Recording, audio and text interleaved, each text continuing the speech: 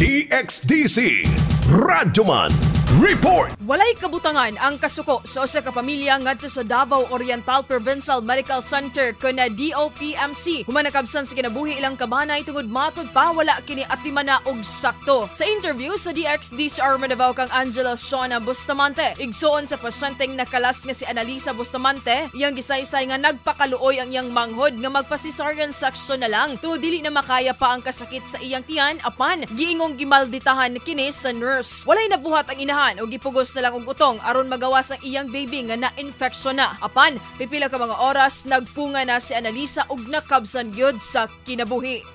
Gingan niyang nas na mapasilis na lang ko ma'am kay dili gyud na ako kaya. Bayaran sa gingan niyang nas pero nasuko man ang nas sa iyahan na gisugo ko nimo. Ito nakaistorya pag gani siya sa iyang bana, gabing hilak sa iyang bana, nakaistorya pag siya sa bana na gingan diyan. Ito na nay bahala sa akong anak at man. Pero yung istorya, antod, tora na mong natulog siya pero wala na di ay.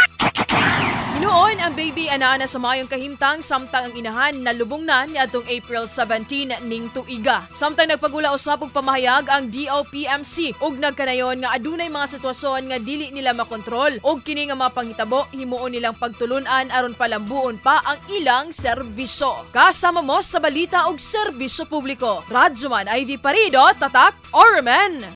RMN News. Diretso Balitang Metro Davao.